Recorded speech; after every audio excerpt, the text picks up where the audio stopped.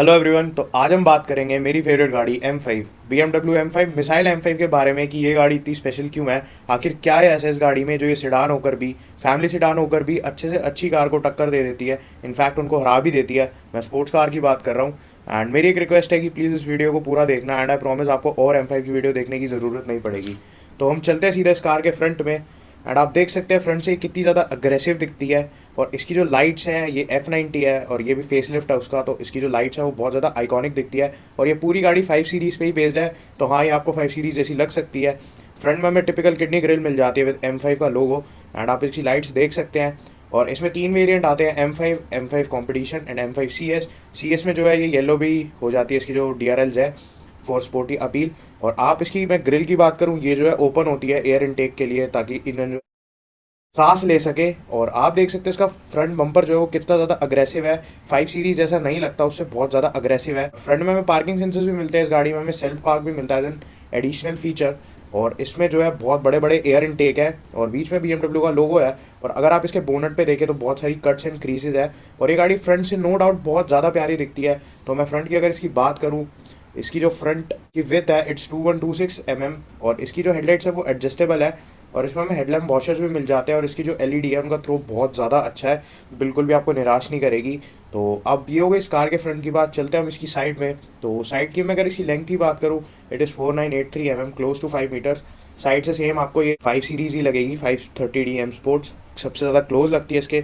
और इसका फेंडर आप देखोगे उस पर आपको M5 रिटर्न ओवर मिल जाता है, तो वो M एलिमेंट्स है जो इनहेंस करते हैं इसकी लुक्स को। मैं इसके टायर की बात करूँ, we get stagger tyre setup. अब स्टैगर टायर सेटअप क्या होता है? स्टैगर टायर सेटअप वो होता है जिसमें आपको फ्रंट टायर की विथ से ज़्यादा पीछे वाले टायर की विथ मिले फॉर बेटर ग्रिप। तो फ्रंट टायर की मैं बात करूँ, इट इज़ 275/35 R20।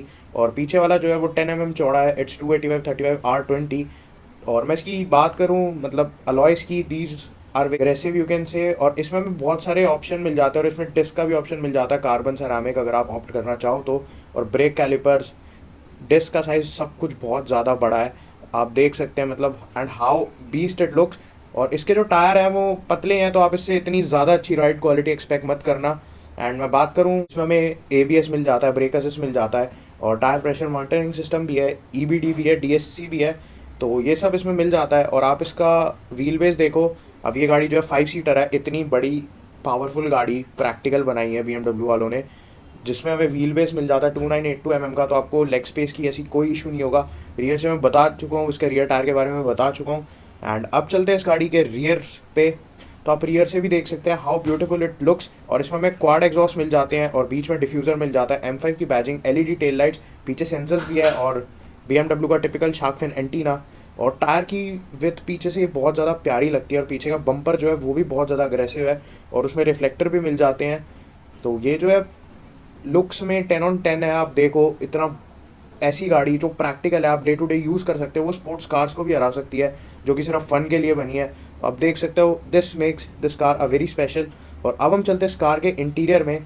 तो मैं आपको इंटीरियर की अगर इसमें बताऊँ, ड्राइवर साइड की, तो इलेक्ट्रॉनिकली एडजस्टेड सीट मिल जाती है, लंबार सपोर्ट भी मिल जाता है, अंडर थाई सपोर्ट भी बहुत अच्छा है उसमें। और सीटिंग जो है बहुत ज़्यादा प्यारी है, कंफर्टेबल है, कुशनिंग बहुत अच्छी है, और इसकी सीट्स स्पोर्टी है और ये आपको हग कर लेती हैं बिल्कुल। स्पीडोमीटर की मैं बात करूँ, टैकोमीटर मिल जाता है, स्पीडोमीटर जो बेसिक स्टफ्स होते हैं वो मिल जाते हैं उसमें।